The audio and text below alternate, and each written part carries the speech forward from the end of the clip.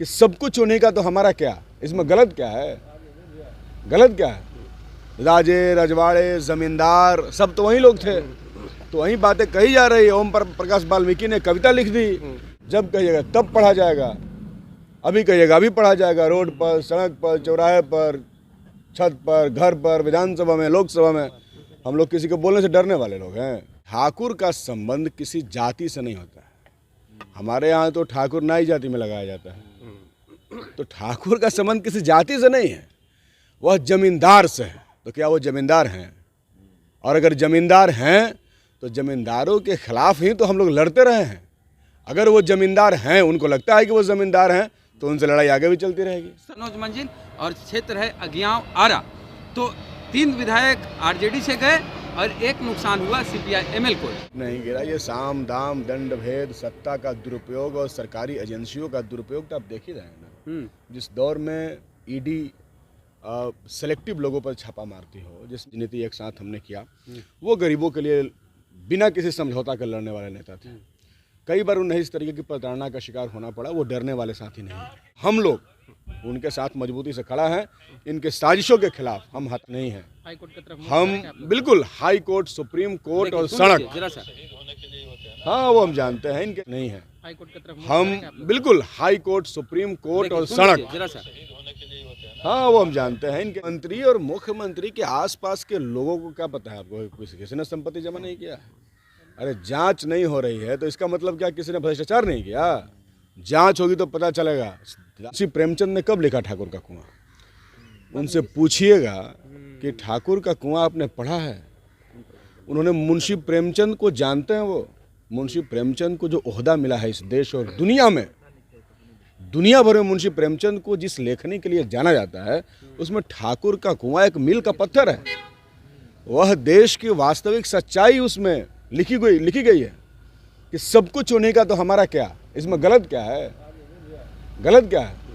राजे रजवाड़े जमींदार सब तो वही लोग थे, तो वही बातें कही जा रही है। ओम प्रकाश वाल्मीकि ने कविता लिख दी और कविताएं पढ़ी जाती हैं, जब कहिएगा तब पढ़ा जाएगा, अभी कहिएगा अभी पढ़ा जाएगा। रोड पर, सड़क पर, चौराहे पर, छत पर, घर पर, विधानसभा में, लोकसभा में। हम लोग किसी को बोलने से डरने वाले लोग हैं?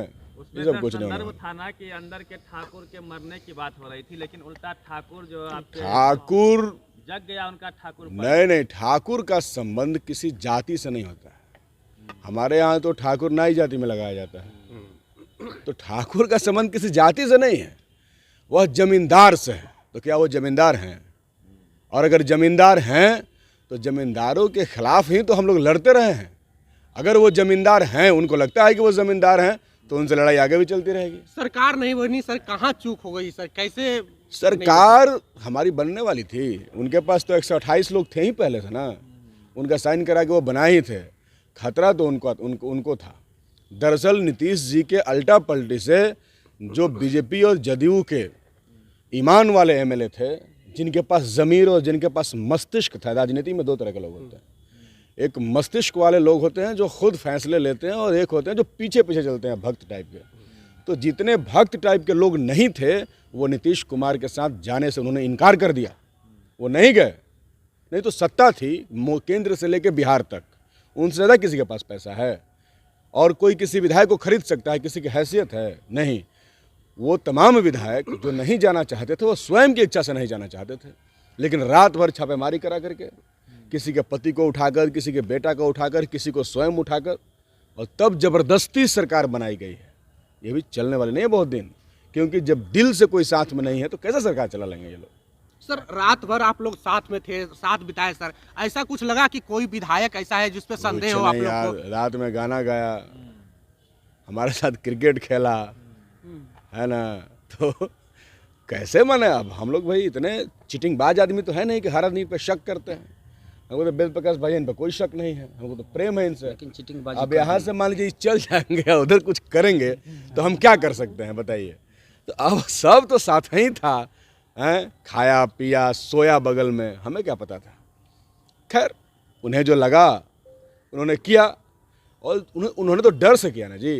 कैसे डरे? जो लोग डरे, अरे उनके पिताजी जिसने एक दलित IAS की हत्या में जिनका नाम था, अभी जी कृष्णैया की पत्नी सुप्रीम कोर्ट गई और सुप्रीम कोर्ट ने तो संज्ञान ले लिया है केस में, और सुप्रीम कोर्ट ने कहा है कि बाहर नहीं जाना है, तो दिल में तो पासपोर्ट जब्त ले लिया। हाँ मैंने वही बाहर नहीं जाइए थाना देश बोलिए के, न तो डरते और थाना में हाजिरी दे, हम डरने वाला लगता है वो। लाल सलाम वाले कहाँ डरते? तो वो हाजिरी लगाइए, तो अब इनको तो लगा कि बाप रे बाप गर्दन फिर नपने वाली है पिता की, हाँ, तब बचा कौन सकता है। इस देश में वॉशिंग मशीन का कंपनी तो एक ही आदमी के पास है, बहुत भारतीय जनता। मोदी जी के पास चल गए। अब उनके वॉशिंग मशीन में गए हैं तो हो सकता है कि पाक साफ होकर निकले। CPI-ML में टोटल 19 उम्मीदवार उतारे गए थे, जिसमें एक भी अगड़ी जाति के नहीं थे। 19 में आप लोग 12 जीते। अब 12 सारे, चूंकि 12 जीतने वाले बहुजन ही थे, उसमें से एक की विधानसभा सदस्यता रद्द हो गई और उनको आजीवन कारावास की सजा हुई मर्डर केस में। नाम है मनोज मंजिल और क्षेत्र है अगियाव आरा। तो 3 विधायक RJD से गए और एक नुकसान हुआ CPI-ML को। तो इस तरह महागठबंधन से 4 विकेट गिर गया। क्या कहेंगे इस पर कि मनोज मंजिल? विकेट नहीं गिरा, ये साम दाम दंड भेद, सत्ता का दुरुपयोग और सरकारी एजेंसियों का दुरुपयोग तो आप देख ही रहे हैं ना। राज्यसभा की बात की है तो बीजेपी की ओर से जो राज्यसभा भेजा जा रहा है डॉक्टर भीम सिंह वही हैं जो 2013 में कहते हैं कि सैनिक में और सिपाही में तो मरने के लिए ही लोग जाते हैं। तब बोले थे जब भारतीय जवान शहीद हुए थे। पुलवामा नहीं, उसके 2013 पहले। पुलवामा कहाँ हुआ था? 1918 में। नहीं, मैं जो कह रहा था कि मैंने इससे इनकार नहीं किया जा सकता है कि आजकल कोर्ट के फैसलों पर भी राजनीतिक हस्तक्षेप हो रहा है। जब डेमोक्रेसी खत्म किया जा रहा है, जब संविधान पर हमले हो रहे, इसलिए हमारे साथी मनोज मंजिल हमारे बहुत प्रिय साथी हैं। हम लोग ने लगभग राजनीति एक साथ हमने किया। वो गरीबों के लिए बिना किसी समझौता के लड़ने वाले नेता थे। कई बार उन्हें इस तरीके की प्रताड़ना का शिकार होना पड़ा। वो डरने वाले साथी नहीं हैं। कुछ दिन पहले इसका मुकाबला वो मजबूती से करेंगे और हम लोग उनके साथ मजबूती से खड़ा हैं। इनके साजिशों के खिलाफ हम हताश नहीं हैं। हाईकोर्ट की तरफ हम बिल्कुल हाई कोर्ट, सुप्रीम कोर्ट और सड़क, जरा सा हाँ वो हम जानते हैं। इनके तो सादे से लोग होते हैं, तो वो सारे ही जगह हमारे लिए है। हम उन तमाम जगहों पर लड़ाई लड़ेंगे। हाँ भाई, सब इनमें ऐसा सब जदयू में थे, मंत्री थे।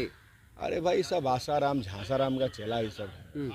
इसी देश में ना राम रहीम को रोजे पैरोल मिलता है जी। और इसी देश में गरीब लोग जेल में जो है लंबे समय तक बंद है।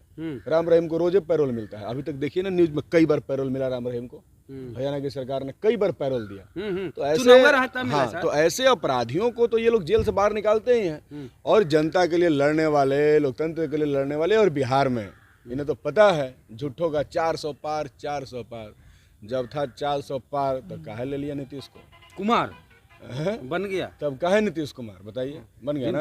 एक आखिरी सवाल है सर। लल्लन सिंह सदर में कहते हैं कि हम लोग 17 महीने, आपके जो कुछ दिन पहले के साथी थे, 17 महीने विपक्ष में रहे, यानी कि सत्ता में रहे बिहार में, भारतीय जनता पार्टी से अलग रहे, कहीं कोई ईडी CBI नहीं लल्लन सिंह पे छापामारी की और नहीं मुख्यमंत्री पर, तो कैसे भरोसा कर लें कि लोकतंत्र खतरे में है? गब्बू सिंह कौन था जिसके घर छापा मारा था? ललन सिंह के करीबी तो लिख रहा था अखबार में। और कारू सिंह कौन था? विजय चौधरी का साला नहीं था। ईडीए के डर से ना मुख्यमंत्री जी गए जी। अच्छा, गांव-गांव में लोग पूछ रहे हैं कि ये भैया बताइए कि मुख्यमंत्री अब की बार काहे चल गए? पिछला बार तो आरोप लगा कि भ्रष्टाचारी है। एक बार का हुआ? इस बार तो बेचारा RJD तेजस्वी जी का भाषण सुनने की, उन्होंने कहा था कि आप पे सरकार चलाइए, हमको कुछ नहीं चाहिए। तो इस बार क्यों चले गए? इस बार ईडी के डर से गए। तो क्या किए मुख्यमंत्री जो ईडी के डर से गए? मुख्यमंत्री और मुख्यमंत्री के आसपास के लोगों को क्या पता है आपको? किसी ने संपत्ति जमा नहीं किया? अरे जांच नहीं हो रही है तो इसका मतलब क्या किसी ने भ्रष्टाचार नहीं किया? जांच होगी तो पता चलेगा। राज्य के अरबों खरबों रुपए उनके नजदीकियों के द्वारा गबन किया गया है, जो मोदी जी को पता है।